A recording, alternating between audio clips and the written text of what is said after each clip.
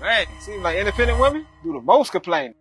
When men do what they're supposed to do. Why every man gotta be a yes dear ass? Hey, come on, you guys. You are ignorant. I'm protesting. Are your dreams, son? Same dream. You deserve what you get. What? And we see what's going on in the NBA right now. And we like to go against the grain here on this show. So currently what's going on with Kyrie Irving, I mean, we could drop our perspective on it, but I would like to hear yours in regards to what he's currently going through. We see what he went through last year with that whole situation. We ain't even going to bring that up. And now we see what he's currently going through, referencing a movie that he spoke about being a part of his heritage when he went and researched his name and what it meant. He went and typed it into Amazon. This movie came up. He felt a connection to it. He shared it. And now we're here with all this mess. He's being called an anti-Semite as well. What's your thought on that, being a part of the NBA, knowing that circle, knowing how that situation works and what they're doing to Kyrie Irving right now? What's your thoughts on that? Kyrie is too outspoken for how popular that he is. That's the long and short of it. You can see with the whole jab thing with the vaccines, they attack Kyrie because he has a connection to the kids. He's this grandmama thing. He did what Larry Johnson did. Larry, what's the little character he plays, Uncle Drew or whatever? These kids love him in a different level. So anytime you have the masses that listen to you, that's going to be a dangerous thing. They only want to utilize that for what they want to utilize it for. If you notice, basketball has become more political. And as long as you say a certain thing, we don't want you to shut up and dribble. But if you don't say a certain thing, you're going to have to shut up and dribble or they're going to take your money. Yeah. For sure. So ultimately, we see a lot of people, even Kanye West, it's like when they speak up.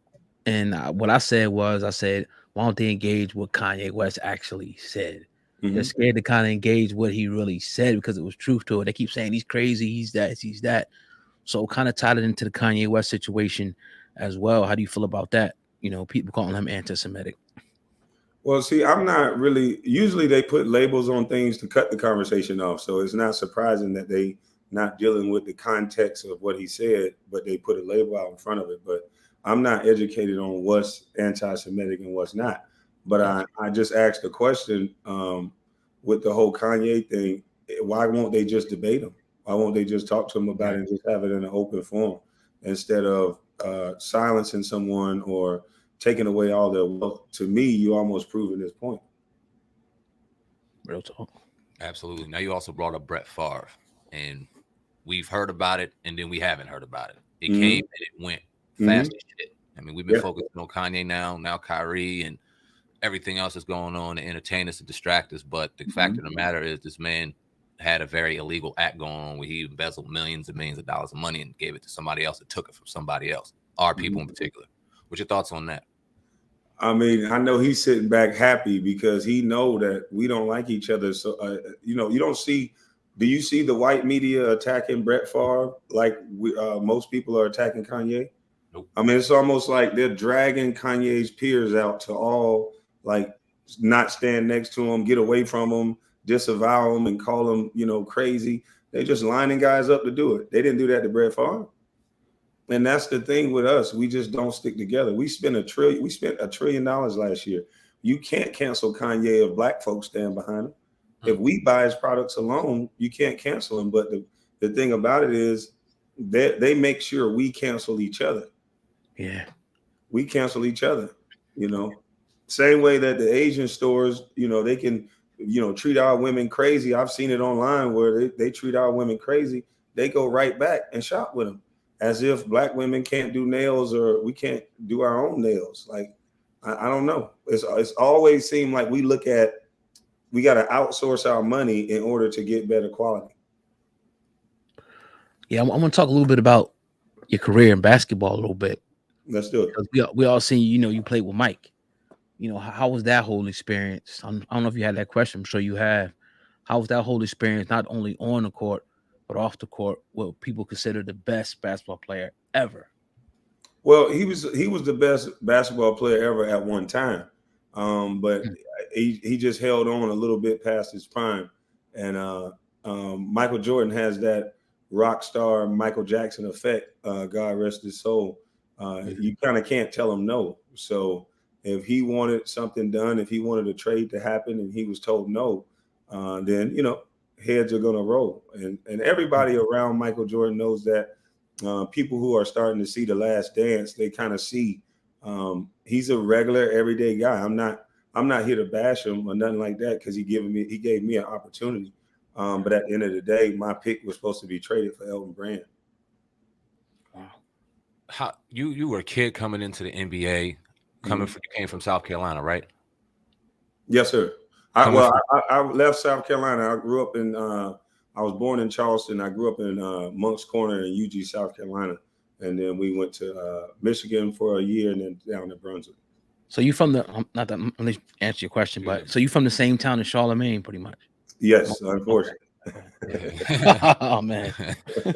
So now you came from very humble beginnings. I remember you coming into the NBA. You were a quiet brother. You weren't real brash. You weren't out there. You know what I'm saying? You weren't the typical NBA player that we were accustomed to seeing at that time. What was your thoughts like when you were doing these interviews and you were beginning to see a narrative and it was stared in a different light? Because I'm sure coming from where you came from and then going to where you went as the first player to any NBA coming out of high school to be drafted first, that had to be a proud moment for you and your family. But then hearing on the other end, all the shit that you may have heard and dealt with, how did that affect you mentally? How did that make you trust the media? How did that kind of just overall affect your career at that time? Well, I learned early on that the media plays off of narratives and victimhood because they knew about my story and they could have told it as one of victory of a young man who persevered and uplifted and helped his whole family. But what they did was they wanted me to tell a story about my father being in prison. And my mother said no to that. And I guess my YouTube page has been under attack, but I know the young lady who she's not so young now, but it's a powerful young woman that you cannot tell no to. And once we didn't want to tell that story of the single Black woman who raised up a son and make that story more prevalent, then some of the news stories started to become negative. And if you notice, a lot of NBA players, they're starting to tell their story. They catch us in sound bites. They never let you hear fully our complete thought. They chop up what we say to make it sound something totally different. And it's a sad thing because most of these quote unquote celebrities, because I don't believe in that, but most of these guys who persevered through situations like mine, they have a lot that they can teach other people. Not because we're the smartest thing, but just because you have to be dedicated. You have to do the same thing over and over again. You can't be at the parties. You can't be with your homeboys. Sometimes the girl that you like gonna be with somebody else because you focused on a goal.